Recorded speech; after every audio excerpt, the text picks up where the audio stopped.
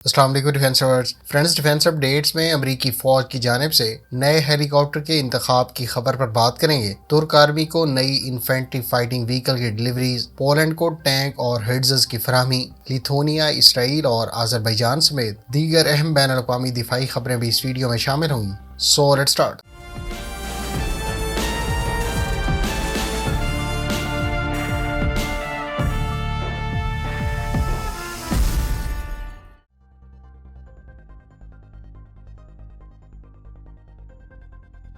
Friends, امریکی فوج نے اپنے future long range attack aircraft programme کے تحت بلیک ہاک ہیلی کاپٹرز کو ریپلیس کرنے کی غرض سے بیل کمپنی کے V280 ویلر کا انتخاب کیا ہے۔ واضح ہے کہ بیل کے تیار کردہ اس V280 ٹلٹ روٹر کو بنیادی طور پر سیکورسکی اور بوئنگ کے مشترکہ طور پر تیار کردہ ڈیفینٹ ایکس کی جگہ منتخب کیا گیا ہے۔ امریکی آرمی نے ابتدائی طور پر بیل کے ساتھ $1.3 ارب کا کانٹریکٹ بھی سائن کیا ہے، جس کے تحت مرحلہ وار امریکی فوج اس ہیلی کاپٹر کو 2030 سے بلیک ہاک کے متبادل کے طور پر اپنی سروس میں باقاعدہ انڈکٹ کرے گی۔ واضح ہے کہ اس سلسلے میں بیل کمپنی US آرمی کو پہلا پروٹوٹائپ 2025 میں ڈلیور کرے گی۔ V280 کو 4 کریو ممبرز فلائی کرتے ہیں، جبکہ اس میں ٹوٹل 14 پرسنل کو اکاموڈیٹ کرنے کی گنجائش موجود ہے۔ اس ہیلی کاپٹر کی لینتھ 15.4 میٹر اور ویڈتھ 24 میٹر ہے۔ اس کا maximum take off weight 14,000 kilogram ہے، جبکہ اس کی top speed 520 kilometre per hour بتائی گئی ہے۔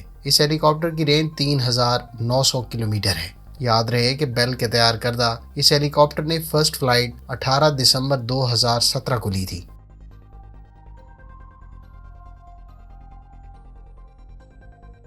فرینڈز، آذربائیجان اور ترکی کی آرمڈ فورسز کے درمیان مشترکہ ایکسرسائز بردر فسٹ کا انعقاد کیا گیا ہے۔ یہ ایکسرسائز بنیادی طور پر دونوں ممالک کی ملٹری کوآپریشن ایگریمنٹ کے تحت کنڈکٹ کی جا رہی ہیں۔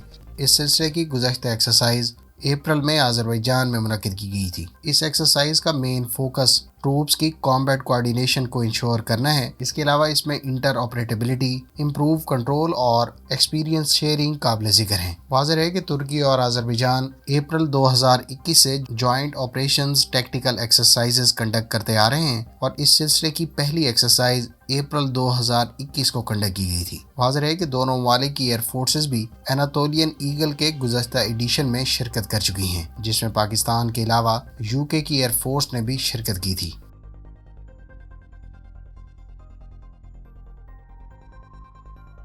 فرینڈز، ساؤتھ کورین کمپنیوں کی جانب سے پولینڈ کو K2 بلیک پینتھر ٹینک اور K9 سیلف پروپیلڈ ہیڈزز کا پہلا بیچ ڈلیور کر دیا گیا ہے۔ واضح ہے کہ پولینڈ ممکنہ طور پر 1000 کے قریب K2 black panther tank Korea سے حاصل کرنا چاہتا ہے، جبکہ K9 ہیڈزز سے متعلق بھی بڑی تعداد میں ڈیل اس سال کے مڈ میں سائن کی گئی تھی۔ کورین کمپنیوں کی جانب سے ابتدائی بیچ کے K2 بلیک پینتھر ٹینک اور K9 ہیڈزز کوریا میں ہی تیار کی جائیں گی، جبکہ بڑی تعداد میں اس سلسلے میں ٹینک اور K9 ہیڈزز بعد میں ٹرانسفر اور ٹیکنالوجی کے تحت پولینڈ میں تیار کی جانی ہیں۔ پولینڈ نے کورین ایروسپیس انڈسٹریز کے ساتھ FA-50 trainer plus light combat aircraft سے متعلق بھی کانٹریکٹ سائن کیا ہے، اور اس سلسلے میں ابتدائی ایئر کرافٹ کوریا میں، جبکہ لیٹر آن کچھ یونٹس کی پروڈکشن کورین تعاون سے پولینڈ میں ہی کی جائے گی۔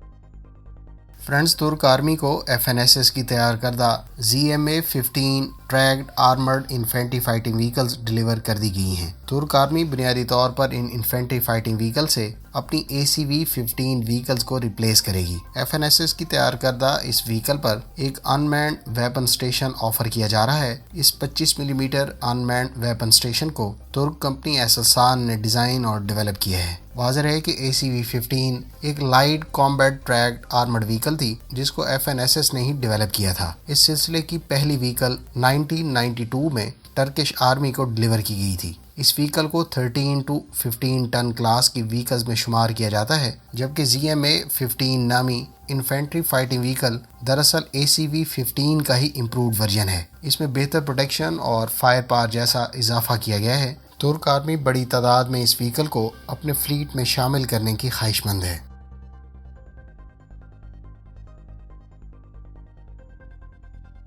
فرینڈز، اسرائیلی کمپنی ایلبٹ سسٹمز نے اپنا نیا صبرا لائٹ ٹینک متعارف کروایا ہے۔ 105 ملی میٹر کی گن سے اکوپ اس لائٹ ٹینک کو فلپینز کی آرمڈ فورسز کی جانب سے پہلے ہی آرڈر کیا گیا ہے۔ واضح ہے کہ اس اسرائیلی ساختہ لائٹ ٹینک کا کانسیپٹ سب سے پہلے جون 2022 میں یورو سیٹری نمائش کے دوران انویل کیا گیا تھا۔ صبرا ٹینک کے بارے میں ایلبٹ سسٹمز کا دعویٰ ہے کہ یہ دنیا بھر میں پہلا لائٹ ٹینک ہے جو اس وقت ملٹری مارکیٹ میں اویلیبل ہے۔ اس ٹینک کا وزن 30 ٹن ہے، جبکہ اس پر 105 ملی میٹر کی مین گن کا استعمال کیا جا رہا ہے۔ اس ٹینک کی ٹاپ سپیڈ 70 کلومیٹر پر آور اور رینج 500 کلومیٹر بتائی جاتی ہے۔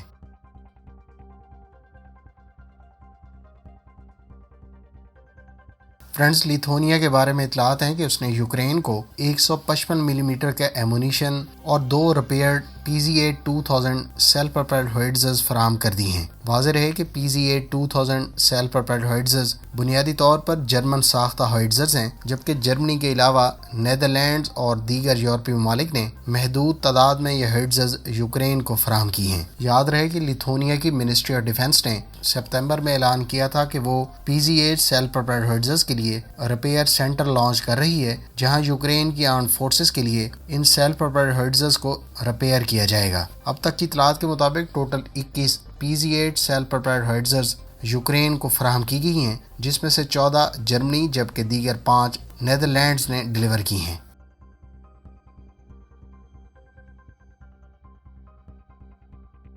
فرینڈز، انڈونیشیا کے لیے تیار کیا جانے والا ٹرائسولا ایئر ڈیفنس سسٹم کا پہلا امیج ریلیز کیا گیا ہے۔ اس ایئر ڈیفنس سسٹم کو انڈونیشین آرمڈ فورسز کے لیے چیک ریپبلک کی ایک کمپنی نے تیار کیا ہے۔ واضح ہے کہ انڈونیشین آرمی نے اس سے پہلے اسی کمپنی کے ساتھ ایک اور ویپن سے متعلق 500 ملین یورو کا کانٹریکٹ بھی سائن کیا ہے۔ دوسری جانب انڈونیشیا نے اب سے کچھ عرصہ پہلے ترک کمپنی راکٹسان کے ساتھ خان میزائل سسٹم سے متعلق بھی کانٹریکٹ سائن کیا تھا، اور اس ایگریمنٹ کے ساتھ Indonesia Khan ballistic missile acquire کرنے والا پہلا ایکسپورٹ کسٹمر بن گیا ہے۔ انڈونیشیا نے حال ہی میں ترکی کے حصار اور سائپر پروجیکٹس میں بھی دلچسپی کا اظہار کیا تھا۔